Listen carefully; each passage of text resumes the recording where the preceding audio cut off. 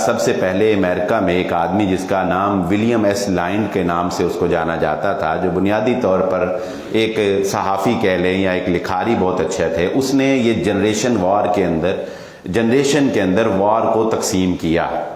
اس نے اس کو 5 حصوں کے اندر اب تک تقسیم کر دیا ہے۔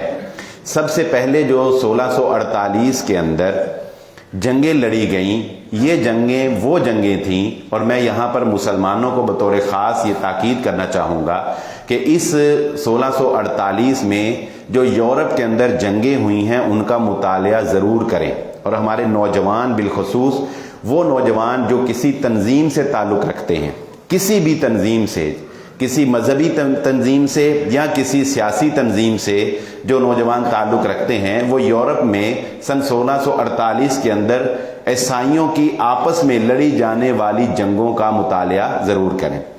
یہ جنگیں کیا تھی؟ یہ جنگیں عیسائیوں کے چرچ کی جنگ تھی، 2 کیتھولک اور جو دوسرا عیسائیوں کے اندر جو 2 یعنی گروہ پائے جاتے ہیں، یہ گروہ مذہبی گروہ ہیں۔ عیسائیوں کے اندر 2 مذہبی فرقے کہہ لیں، یعنی 2 مذہبی فرقوں کے اندر جنگیں لڑی گئیں، اور وسیع پیمانے کے اوپر لاکھوں کی تعداد کے اوپر لوگ ہلاکتوں کا شکار ہوئے۔ اس وقت جنگ جو لڑی جاتی تھی، جنگ لڑنے کی اتھارٹی کس کے پاس تھی؟ وہ کلیسا کے پادری کے پاس تھی۔ کلیسا کا پادری حکم دیتا تھا تو لوگ ایک دوسرے کے اوپر چڑھ دوڑتے تھے۔ یہ جنگیں کم و بیش کوئی 20-30 سال کے قریب جاری رہیں، جس میں لاکھوں، ایک اندازے کے مطابق 60 لاکھ کے قریب لوگ جو ہیں وہ مارے گئے۔ ان جنگوں کے بعد پھر جنگی حکم کا اختیار صلیبیوں نے یعنی عیسائی حکمرانوں نے کلیسا کے پادری سے لے کر حاکم وقت کے ہاتھ میں تھما دیا۔ اس سے پہلے کلیسا کا جو پادری تھا وہ حکم دیتا تھا کہ چلو مار دو، تو مارنا شروع کر دیتے تھے۔ ان لڑائیوں سے انہوں نے یہ سبق سیکھا کہ اگر ہم نے لڑائی کا اختیار ان پادریوں کے ہاتھ میں رکھا تو یہ تو آپس میں ہی ایک دوسرے کو لڑ کے مار دیں گے۔ ادھر سے وہ اختیار اٹھا کر انہوں نے اپنے حکمران کو یہ اختیار دیا۔ یہ پہلی جو فرسٹ جنریشن وار جس کو اس نے قرار دیا، یہ وہ جنگیں تھیں جو میدان جنگ کے اندر تلواروں کے ساتھ لڑی جاتی تھیں، تیروں کے ساتھ لڑی جاتی تھیں، یا اس طرح کے ہی ہتھیاروں کے ساتھ جو ایک میدان جنگ کے اندر لڑی جاتی تھیں۔ اس کو اس نے فرسٹ جنریشن وار کا نام دیا۔ سیکنڈ جنریشن وار میں اس نے ان جنگوں کو شامل کیا، تفصیلات کا وقت نہیں ہے، میں اختصار سے آگے چلنا چاہوں گا۔ سیکنڈ جنریشن وار میں ان جنگوں کو شامل کیا جن جنگوں کے اندر تھوڑا سا اسلحہ شامل ہو گیا تھا، جس میں توپ، جس میں رائفل اور جس میں گن، اس طرح کے اسلحے کے ساتھ۔ اس کے بعد یہ سیکنڈ جنریشن وار جو تھی، اس میں دشمن آمنے سامنے نہیں لڑتا تھا بلکہ تھوڑا سا ڈسٹینس پیدا ہو گیا۔ اس جنگوں لڑی جانے والی جنگوں کو سیکنڈ جنریشن وار کا نام دیا گیا۔ تھرڈ جنریشن وار وہ تھی جب جرمنی نے فرانس کے اوپر اور بہت تیزی سے اٹلی کے اوپر اور 6 ہفتوں کے اندر اس نے حملہ کر کے قبضہ کر لیا۔ یہ تھرڈ جنریشن وار تھی، جسے آپ جنگ عظیم اول کہہ سکتے ہیں، پہلی جنگ عظیم۔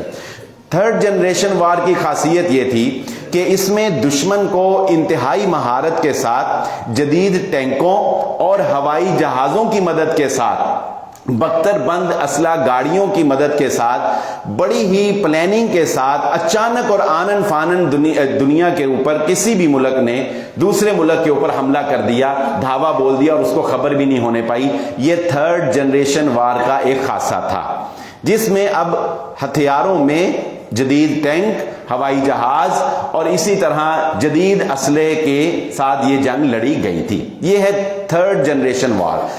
دوسری جنگ عظیم تک جو جنگیں لڑی گئی ہیں وہ انہی 3 اقسام میں لڑی گئی ہیں، فرسٹ، سیکنڈ اور تھرڈ جنریشن وار کے تحت۔ اب باری آتی ہے فورتھ جنریشن وار کی۔ یہ جو فورتھ جنریشن وار ہے، یہ انتہائی خطرناک جنگ کا طریقہ ہے۔ یہ ایسا طریقہ ہے کہ اس میں آپ کو دشمن کے علاقے میں جانے کی ضرورت نہیں ہوتی، نمبر 1۔ نمبر 2، اس میں کوئی بھی میدان جنگ نہیں سجتا، اس میں کوئی بھی میدان جنگ نہیں سجتا۔ نمبر 3، اس میں ہوتا کیا ہے کہ دشمن ہی کے علاقوں میں کیونکہ کمیونیکیشن کا جو وسائل ہیں وہ اتنے پاورفل ہو گئے ہیں کہ لوگوں کے ساتھ رابطہ کرنا آسان ہو گیا ہے. لہذا فورتھ جنریشن وار کے اندر ملکوں نے یہ اسٹریٹجی اپنائی کہ اب ہم اس طریقے سے جنگ لڑیں گے کہ جس ملک کو تباہ کرنا ہے اس ملک کے اندر سے ہی ان لوگوں کو فیسیلیٹیٹ کیا جائے جو ملک کے خلاف بغاوت کا ذہن رکھتے ہیں. وہ کسی بھی احساس کمتری کی وجہ سے، ان ڈیولپمنٹ کی وجہ سے، یا کوئی بھی ایسا عنصر جو ان کے اندر پایا جاتا ہو جس سے اس ملک کے خلاف ان کو اکسایا جا سکے. یعنی یہ کہا جا سکے کہ تم فلاں قبیلے سے ہو جبکہ تمہارے اوپر کوئی اور قبیلہ آ کے بیٹھ گیا ہے، تم کالے ہو جبکہ تمہارے اوپر گورے حکمرانی کر رہے ہیں، ٹھیک ہے، تم فلاں علاقے میں تمہارے آباء و اجداد صدیوں سے رہ رہے ہیں، یہ باہر سے آ کے تمہارے اوپر کیسے جو ہے وہ قابض ہو. یہ میں نے ایک مثالیں دی. اس طرح کی باتیں کر کے اس ملک کے اندر سے ہی لوگوں کو اسلحہ فراہم کیا جائے، اس ملک کے اندر ہی لوگوں کو پیسے دیے جائیں، اور ملک کے اندر سے ہی ایک باغی گروہ جو ہے وہ ملکوں کے اندر کھڑا کر دیا جائے اور وہی گروہ اپنے ملک کو خود تباہ کر دے. یہ فورتھ جنریشن وار تھی جس میں ان کو بے حد کامیابی جو ہے وہ ملی. اگر آپ نے اس کی کامیابی دیکھنی ہو تو آپ شام کا حال دیکھ سکتے ہیں، آپ لیبیا کا حال دیکھ سکتے ہیں، آپ عراق کا حال دیکھ سکتے ہیں، اور افغانستان کے اندر بھی اسی فارمولے کو اپلائی کرنے کی کوشش کی گئی. لیکن بدقسمتی کہہ لیں ان کی کہ افغان فوج جو ہے اس نے اپنے لوگوں کے خلاف لڑنے سے انکار کر دیا. جب آپ نے پیچھے دیکھا ہوگا یہ لاکھوں کی جو افغان فوج تھی دراصل یہ فورتھ جنریشن وار کا حصہ تھی. فورتھ جنریشن وار میں پاکستان بھی بدقسمتی سے آپ کو علم ہوگا کہ فورتھ جنریشن وار کا حصہ بنا رہا، جس میں ہمارے ہی لوگ ہمیں مارتے رہے، مسلمان ہی مسلمان کو مارتا رہا. اس جنگ کی ایک اور بڑی ہی خطرناک اسٹریٹجی، بڑی ہی خطرناک حکمت عملی فورتھ جنریشن وار کی یہ بنائی گئی. یعنی اس میں ایسا ہوتا تھا کہ مارنے والے کو اور مرنے والے کو یہ خبر نہیں ہوتی تھی حقیقت میں وہ استعمال ہو رہے ہیں.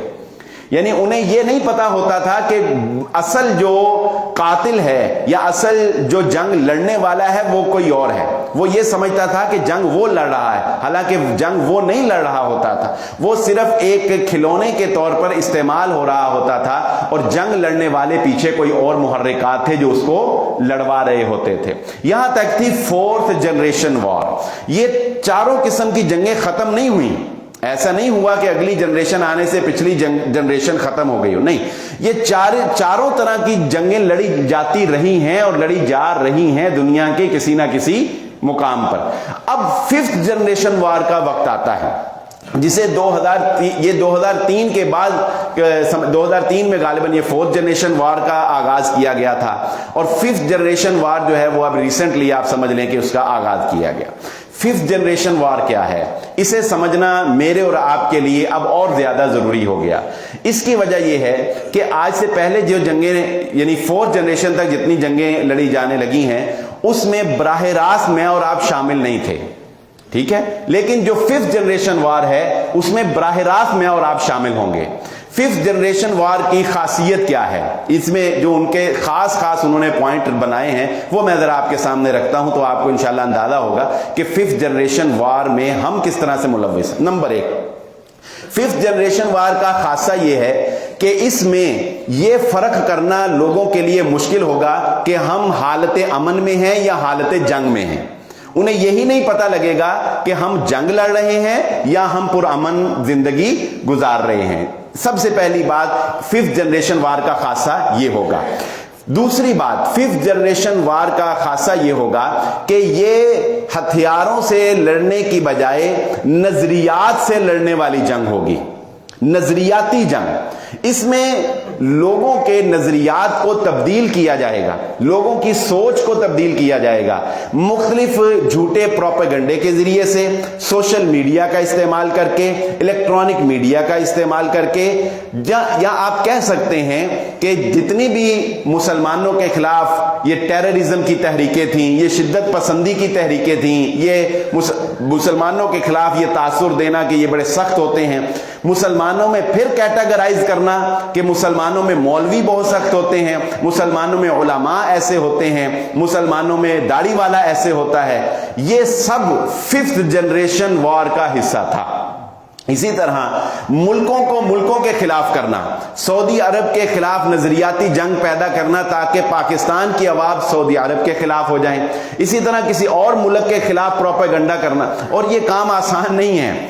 यानी इसके लिए पूरे प्लाजे के अंदर बाकायदा पेड वर्कर बैठे हैं जो हर वक्त सोशल मीडिया के ऊपर और मीडिया के ऊपर काम ही ये कर रहे हैं। उनका काम ही ये है कि लोगों के नजरियात चेंज करना, लोगों को एक दूसरे के खिलाफ करना। ये खिलाफ करना सियासी भी हो सकता है, मजहबी भी हो सकता है। यानी आप देखिए, एक हमसाया अपने साथ वाले हमसाए को ना बुलाए इस वजह से कि उसकी सियासी पार्टी कोई और है, इस वजह से कि उसका मजहबी मसलक कोई और है, इस वजह से कि वो किसी और मसलक से ताल्लुक रखता है, इससे बड़ी जंगी कामयाबी उनके लिए क्या हो सकती है।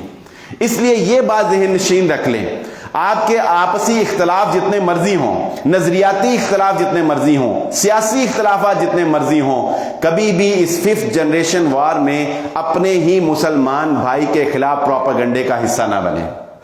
अपने ही मुसलमान भाई को अपना दुश्मन कभी ना समझें, अपने ही मुस्लिम ममालिक को अपना दुश्मन कभी ना समझें। हमेशा ऐसे ही होता है। आप देखेंगे कि इदारे तबाह हो जाते हैं कि जिसमें कोई एक फर्द जब यह समझता है कि इदारे में मेरी वैल्यू नहीं है, इदारे में मेरा मुकाम नहीं है, यानी एक बाप के 4 बेटे हैं और अगर एक बेटा यह समझ ले कि मेरे इस बाप के कारोबार में मेरी वैल्यू नहीं है, बाप के कारोबार में मैं ऐसे हूं, मैं वैसे हूं, और वो बेटा इस बुनियाद के ऊपर अगर कारोबार को नुकसान पहुंचाना शुरू कर दे, तो ये नुकसान सिर्फ उस अकेले का नहीं होता बल्कि वो चारों के चारों डूब जाते हैं, वो सारे डूब जाते हैं ना। तो जब आप अपनों के खिलाफ लड़ेंगे, जब आप अपनों के खिलाफ प्रोपेगेंडा करेंगे, तो ये मत समझें कि आप बच जाएंगे। जब आप अपनों के ही गिरेबान पकड़ेंगे तो आप ये मत समझें कि आपका गिरेबान कोई नहीं पकड़ेगा। और हमारा असल दुश्मन जो 5th जनरेशन वॉर के नाम से जंग लड़ रहा है, वो ऊपर बैठा हुआ हमारे जहनों को, हमारे अज़हान को कंट्रोल कर रहा है। इसी 5th जनरेशन वॉर का एक अहम अलमिया यह है कि मुल्कों को मुआशी तौर पर गुलाम बनाना, मुल्कों को मुआशी तौर पर गुलाम बनाना। इसकी मिसालें आपको दुनिया के अंदर नजर आ रही हैं कि किस तरह से मुल्कों को मकरूज किया गया। यहां से मैं अपनी उस दूसरी गुफ्तगू को लाना चाहता हूं जो मैंने शुरू में आपके सामने रखी थी कि मैंने इस मौजू को 2 पार्ट्स के अंदर तकसीम किया। पहला पार्ट हमारा यहां मुकम्मल हो गया जिसमें मैंने इख्तिसार से 5th जनरेशन वॉर के कुछ अहम पॉइंट्स जो हैं वो आपके सामने रख दिए।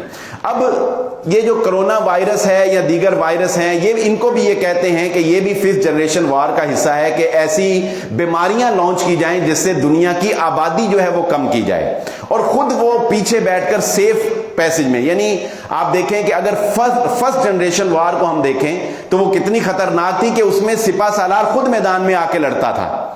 जब तक वो बादशाह खुद मैदान में नहीं लड़ता, फौज लड़ती नहीं थी। और आज सिपा सालार को अपने बंद कमरे से भी निकलने की जहमत नहीं करनी पड़ती और वो पूरी कौम को लड़ा रहा होता है।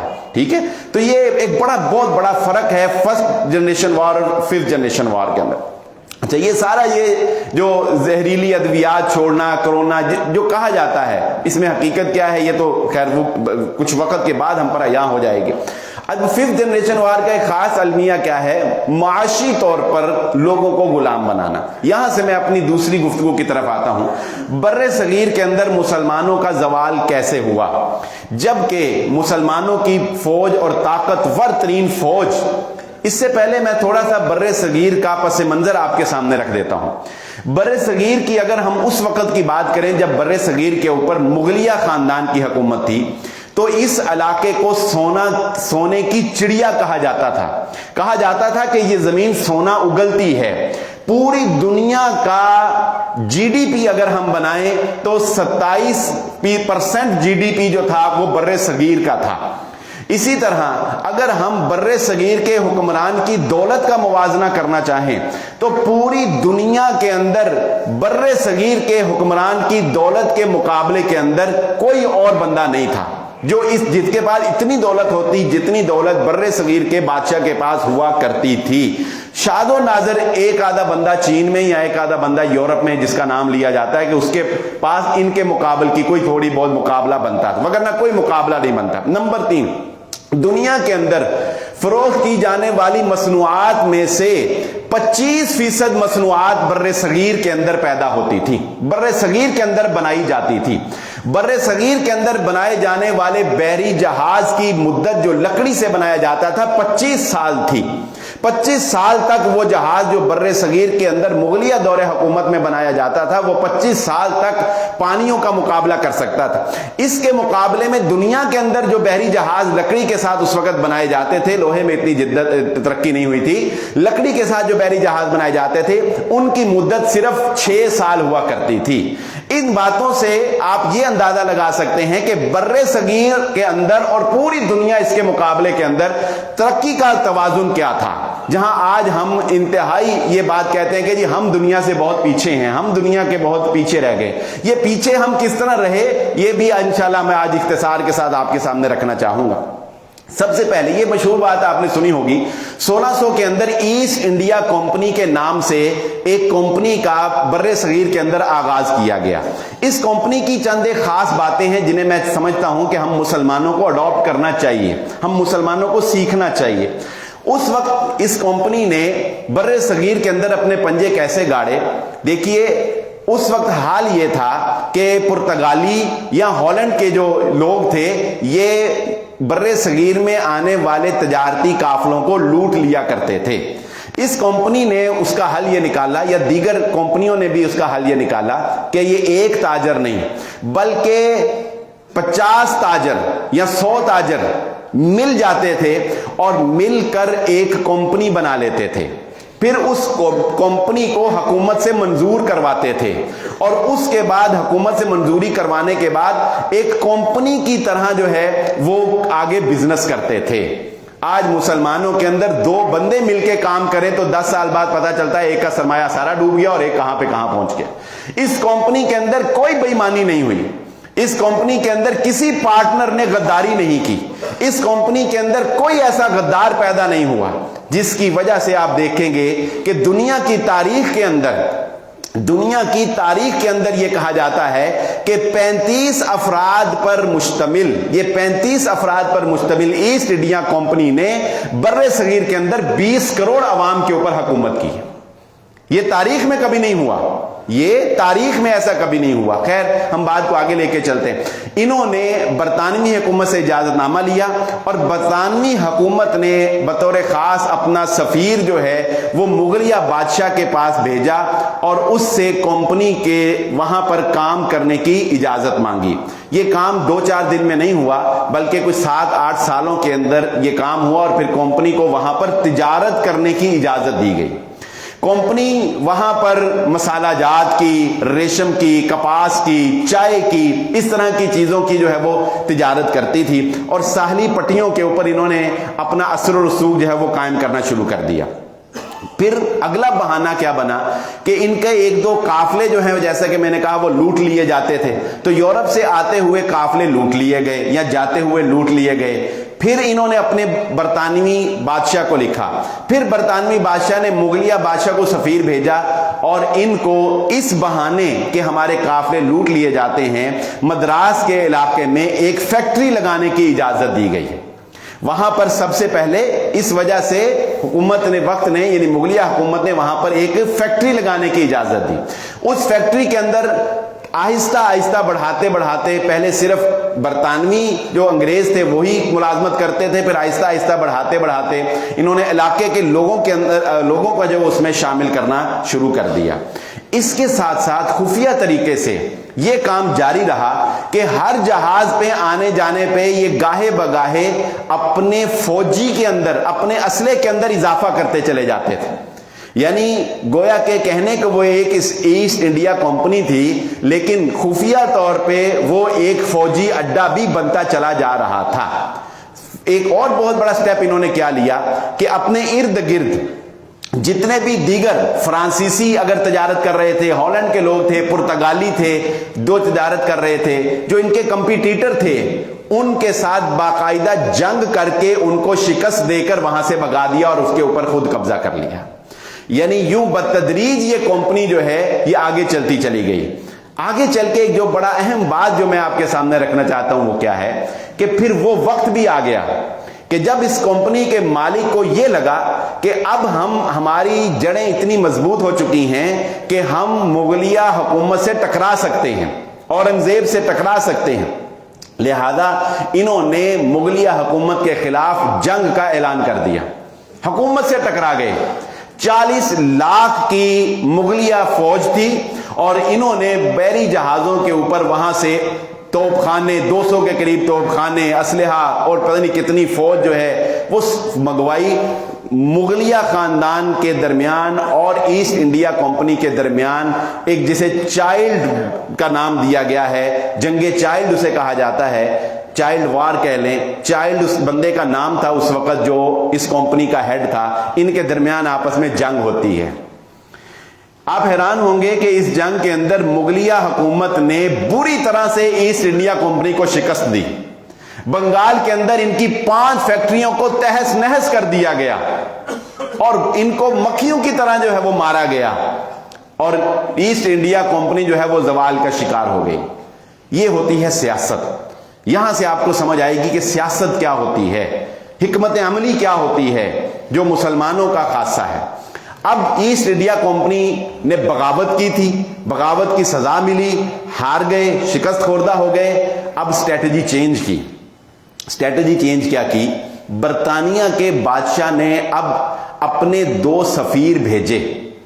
उन सफीरों का हाल यह था कि उन्होंने हाथों के अंदर जंजीरें पहनी हुई थी, खुद को कैदी बनाया हुआ था और उनकी गर्दन झुकी हुई थी और इस जिल्लत के साथ वो बादशाह के दरबार में हाजिर हुए।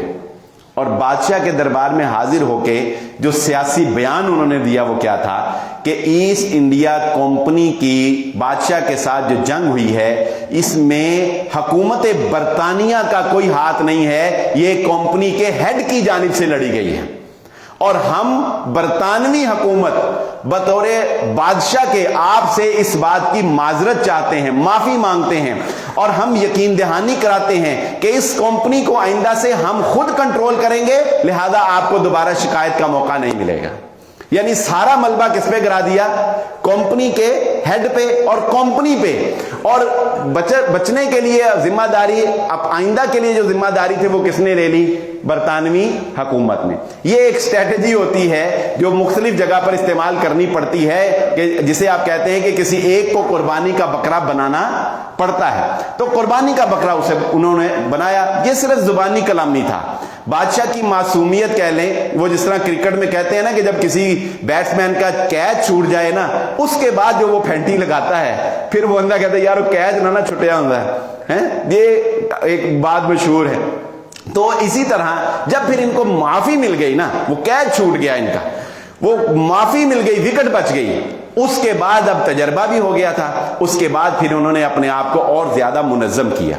2 काम इसमें और काबिल जिक्र है। नंबर 1, फौरन उसके बाद इन्होंने एक काम किया कि इन्होंने चाइना के साथ इन इलाकों के जो चाइना के इर्द गिर्द लगते थे, जिसे आज हम शुमाली इलाका जात कह सकते हैं, यहां पर अफीम और पोस्त की काश्त को शुरू किया और ये अफीम और पोस्त इन्होंने चाइना स्मगल करना शुरू की। चाइनीज के जब इनके बारे में इल्म हुआ, चाइना ने बरतानिया के साथ जंग लड़ी, लेकिन वो जंग चाइना हार गया और हांगकांग की बंदरगाह के ऊपर भी बरतानिया का कब्जा हो गया। चाइनीज को नशई कौम कहा जाने लगा, यानी इस कदर चाइनीज को नशा पिला पिला के और फीम और चर्स और ये पोस्ट, ये इतना ज्यादा नशा जो है इंजेक्ट कर दिया चाइनीज के अंदर कि चाइनीज को एक मंशियात ज़दा कौम, नशा आवर कौम जो है वो करार दे दिया जाता था। दुनिया के अंदर मशहूर हो गया कि ये नशे वाली कौम, और ये बरतानिया ने उनको जो है वो इस नशे के ऊपर लगाया। दूसरा काम, एक ये काम किया, इधर से अपने आप को सेव किया।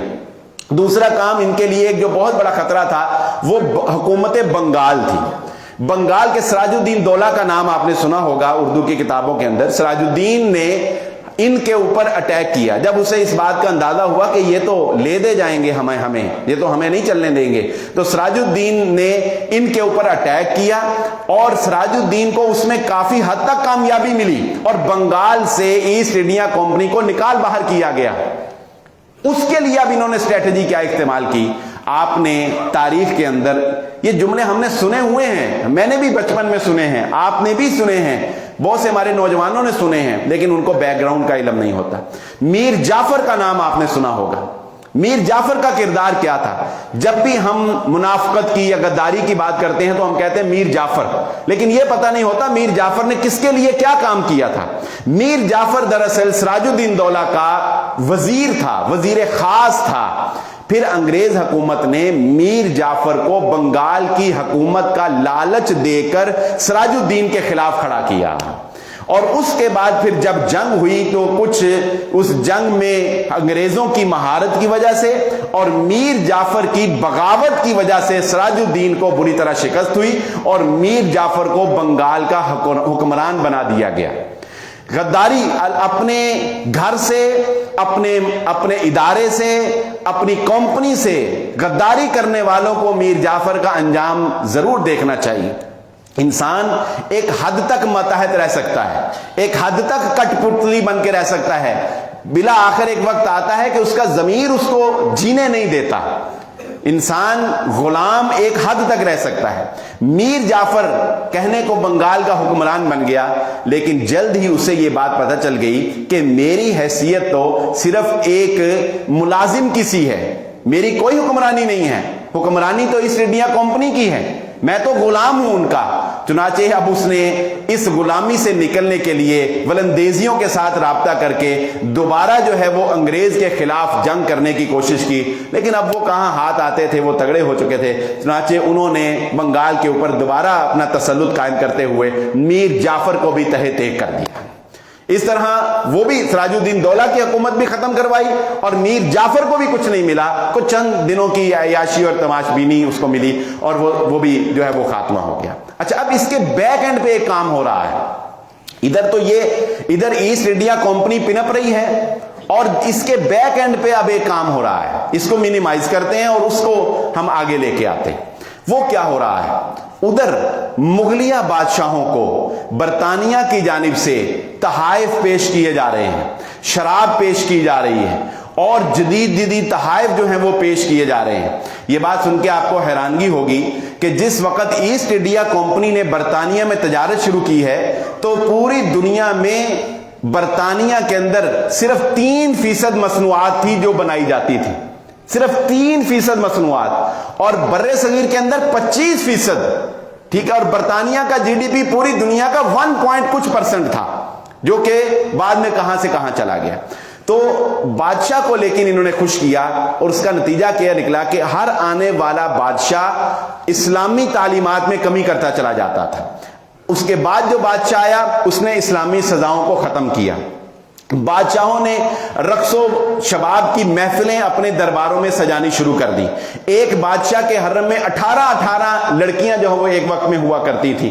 تماش بینی ان کا شیوا بن گیا. ہندو مسلم کی تقسیم جو ہے وہ ختم کر دی گئی. اپنی محبوبہ کے اوپر رقم جو ہے وہ لٹائی جانے لگی. ادھر یہ ایسٹ انڈیا کمپنی اپنی معیشت کو مضبوط کر رہی ہے, اور ادھر مغلیہ حکومت جو ہے وہ تماش بینیوں کے اندر کمزور ہوتی چلی جا رہی ہے. نتیجہ یہ نکلا کہ پھر ایسٹ انڈیا کمپنی پاورفل اس طرح ہوئی کہ ایسٹ انڈیا کمپنی کے اندر اب اتنی یہ پھیل چکی ہے کہ مقامی لوگ بڑی تعداد کے اندر نوکریاں کر رہے ہیں. ایک بڑی اب صرف انگریز نہیں ہے, ایک بڑی تعداد کے اندر مقامی لوگ ان کے ملازم ہیں. اب بتائیے, جب ایک کمپنی کے ملازم مقامی لوگ ہوں تو وہ کمپنی کا ساتھ ہی دیں گے, اور پھر جو وہاں پر ہمارے ہندو, مسلمان, سکھ اور قوموں کا جو ایک آپس میں تضاد تھا اس کا بھی ایسٹ انڈیا کمپنی نے بھرپور طریقے سے فائدہ اٹھایا. چنانچہ اس کے بعد پھر برطانوی حکومت نے وہ اگلی چال, اب آپ دیکھیے کہ اس سے اگلی چال کیا ہوتی ہے.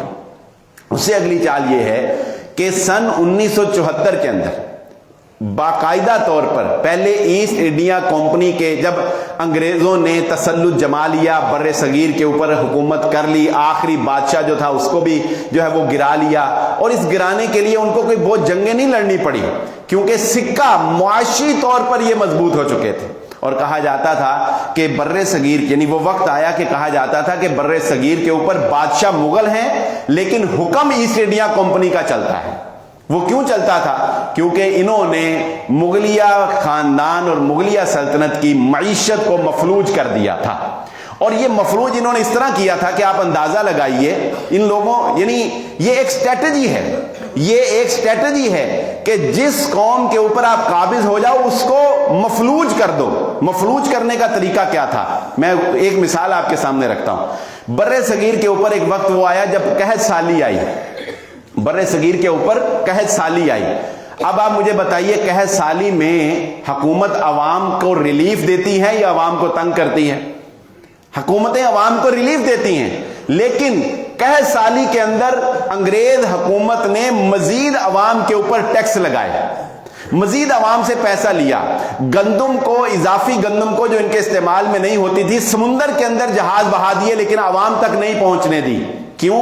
کہ عوام کو مفلسی اور غربت کے اندر پھنسا دیا جائے. حتیٰ کہ بر صغیر کے اندر جو معاشی تجزیہ نگار ہیں انہوں نے لکھا کہ ایک انسان کی سالانہ آمدن, یہ میں ماہانہ کی بات نہیں کر رہا, سالانہ آمدن اگر ہم آج کے پاکستانی روپے کے مطابق کریں تو وہ 1000 روپیہ تھی. غربت کا اندازہ لگائیے, مفلسی کا اندازہ لگائیے. ایک آدمی کی آمدن کتنی تھی؟ 90% لوگ ایسے ہو گئے, صرف 10% لوگ رہے جن کے پاس مال و دولت تھا. 90% لوگوں کو اس قدر مفلوج اور غریب اور مظلوم بنا دیا کہ 90% لوگوں کی آمدن جو ہے وہ اتنی کم کر دی گئی, اور مزید ٹیکس در ٹیکس لگا کے گویا کہ یہاں سے وہ ساری, وہ جو سونے کی چڑیا جسے کہا جاتا تھا, اس کا سارا پر اور سونا جو ہے وہ اتار کر یہ برطانیہ میں لے گئے. اور اس کے بعد 1775 یا 74 کے اندر, یہ ایک 1874 کے اندر اگلا کام یہ کیا گیا کہ برطانوی حکومت نے ایسٹ انڈیا کمپنی کو پہلے تجارتی ان کا جو معاہدہ تھا وہ منسوخ کیا, تجارتی کمپنی اس کی منسوخ کی, ان کو ایک کارپوریشن بنایا, پھر کارپوریشن سے ختم کر کے ایسٹ انڈیا کمپنی کا خاتمہ کر کے بر صغیر کو ڈائریکٹلی برطانوی حکومت کے زیر تسلط لے لیا گیا. پہلے ایسٹ انڈیا کمپنی چلاتی تھی, اس کے بعد جب مکمل قبضہ ہو گیا اس کے بعد ایسٹ انڈیا کمپنی کا نام صفحہ ہستی سے ختم, برطانوی راج پھر چلا. آپ نے سنا ہوگا ایسٹ انڈیا کمپنی کا نام تو نہیں تھا نا, پھر برطانوی راج.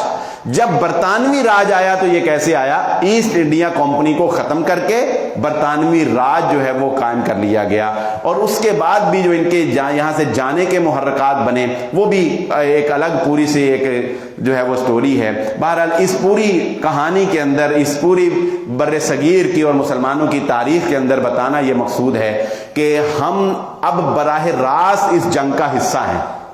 یہ مت سمجھے کہ اگر آپ ایک کی چھوٹی سی دکان چلا رہے ہیں تو آپ تو پرامن ہیں, آپ جنگ نہیں کر رہے. نہیں, معاشی طور پر, ذہنی طور, نظریاتی طور پر, فکری طور پر جس بندے کے ہاتھ میں موبائل ہے اور فیس بک اکاؤنٹ ہے وہ سمجھ لے کہ وہ فوجی ہے, وہ عوام نہیں ہے, اب وہ فوجی ہے.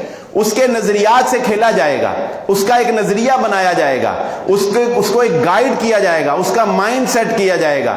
اور ان حالات کے اندر اپنے مائنڈ کو پازیٹیو رکھنا, اپنے, میں بات ختم ہو گئی, میں نام نہیں لینا چاہتا, لیکن میرے سامنے ایک کیس آیا, میں آپ کو مثال دیتا ہوں. 2 علماء ہیں, دونوں کا مجھ سے رابطہ تھا. ایک عالم نہیں تھا, ایک عالم تھا, لیکن ایک یوں کہہ لیں ایک موٹیویشنل سپیکر اور ایک عالم دین. یہ 2 بندے, ایک موٹیویشنل سپیکر, ایک عالم دین. پچھلے دنوں کی بات ہے. میرا چونکہ دونوں سے رابطہ تھا, وہ ایک تو میرا اسٹوڈنٹ تھا. ایک موٹیویشنل سپیکر کی نے غلطی سے کوئی حدیث تھی ایسی جو کہ صحیح نہیں تھی, ضعیف تھی, مسند احمد کی. اس بیچارے نے, چونکہ وہ عالم نہیں تھا, موٹیویشن سپیکر تھا, اس بیچارے نے کسی سے سنی اور سن کر اس نے بیان کر دی. اس حدیث میں کوئی ایسی بات تھی جو کہ علماء کے شایان شان نہیں تھے، ویسے بھی حدیث ہی ضعیف تھی۔ اب دیکھیں یہ ادھر عالم دین ہے، اس عالم دین سے سوال کیا گیا کہ یہ حدیث فلاں بندے نے بیان کی ہے، آپ کا اس کے بارے میں کیا خیال ہے؟ ٹھیک ہے جی، اس نے واٹس ایپ کے اوپر آڈیو میں اس کو جواب دے دیا، ہو گیا جی۔ اچھا، اب سوشل میڈیا کے اوپر مجھے ایک پوسٹ بھیجی کسی نے جس کے اوپر یہ لکھا ہوا تھا، اس عالم دین کا، عالم دین کا نام لے کر، کہ انہوں نے اس موٹیویشنل سپیکر کو جدید فتنہ قرار دے دیا۔ جدید، یہ بندہ یہ بھی پازیٹیو ہے، اچھا بندہ ہے، اور یہ بھی اچھا بندہ ہے، دونوں اچھے بندے ہیں، لیکن پوسٹ کیا ہے اس کے ریفرنس سے کہ یہ بندہ کیا ہے، یہ دور جدید کا فتنہ ہے، اسے نہ سنیں، پوسٹ بنی ہوئی ہے۔ میں مڈل مین اس لیے بن گیا کہ میرا چونکہ دونوں سے رابطہ ہے، اس کا مجھے میسج آیا کیونکہ میرا اسٹوڈنٹ تھا کہ سر یہ کیا ہو رہا ہے، آپ کے ان سے رابطے ہیں، ان کو سمجھائیں۔ میں نے کہا یہ تو واقعی غلط۔ میں نے اس سے بات کی، میں نے اس کو پوچھا بھئی یہ آپ نے کیا کیا، اتنی سخت بات، بندہ تو ایسا نہیں ہے۔ تو انہوں نے مجھے کیا کہا، انہوں نے کہا جی بات یہ ہے کہ یہ پوسٹ میں نے نہیں بنائی، مجھ سے کسی نے سوال کیا تھا، مجھے نہیں پتا یہ کون ہے، کس نے کہا ہے، میں نے اس سوال کا جواب دیا کہ واقعی یہ حدیث ضعیف ہے اور یہ حدیث بیان نہیں کرنی چاہیے، یہ حدیث بیان کرنا علماء کی شان میں گستاخی ہے، ایسے ہے جو بھی انہوں نے کہا۔ وہ کہتے ہیں کہ مجھ سے جواب لیا، اب یہ جو تھرڈ پرسن ہے یہ کون ہے یہ نہیں پتا، یہ نہ مجھے پتا ہے، نہ اس کو پتا ہے، نہ اس کو پتا ہے، اور اس تھرڈ پرسن نے اس کی آڈیو اٹھا کر پوسٹ بنا کر اس کے خلاف لگا دی، یہ اس کے خلاف ہو گیا اور یہ اس کے خلاف ہو گیا۔ مجھے بتائیے اگر میں مڈل مین نہ ہوں بیچ میں، یا کوئی اور تیسرا نہ ہوتا جو ان کی آپس میں اس بات کو کلیئر کرتا، تو یہ دونوں ایک دوسرے کے خلاف ہوئے کہ نہیں ہوئے؟ یہ دونوں ایک دوسرے سے لڑے کہ نہ لڑے؟ یہ ہے 5th جنریشن وار، نظریات کی جنگ، لوگوں کے درمیان لڑائی ڈلوانے کی جنگ، اور کوئی بھی اس کا حصہ بن سکتا ہے۔ کسی بھی نوجوان فارغ ہونے کو کہا جا سکتا ہے کہ تمہیں 25,000 ماہانہ دیں گے، تمہارا کام یہ ہے کہ فیس بک، سوشل میڈیا کے اوپر اور ٹویٹ کے اوپر ہماری بھیجی ہوئی پوسٹیں شیئر کری جاؤ۔ وہ کہے گا یار 25,000 بیٹھے بیٹھے آ رہا ہے، مجھے کیا برا لگتا ہے، لیکن اسے یہ خبر نہیں ہوگی کہ وہ کسی کے لیے استعمال ہو رہا ہے۔ یہ ہے اصل میں وہ 5th جنریشن وار، اور معاشی جنگ جس سے ایسٹ انڈیا کمپنی نے بر صغیر کے اوپر راج قائم کیا، اور کہا جاتا ہے کہ یہ جتنی دولت آج وہاں پہ ہے وہ دراصل یہاں سے نچوڑی گئی ہے، وہ یہاں سے کھینچ کر لے کے جائی گئی ہے، وہ اس بر صغیر کی جو سونا اگلتی زمین تھی اس کو یہاں سے جو ہے وہ نچوڑا گیا ہے۔ معاشی طور پر آپ کو جو ہے وہ مفلوج کیا جائے گا، ہر بندہ بھی اس جنگ کا حصہ ہے۔ اللہ رب العزت سے دعا ہے جو کہا جو سنا سمجھنے کی اور عمل کرنے کی توفیق عطا فرمائے۔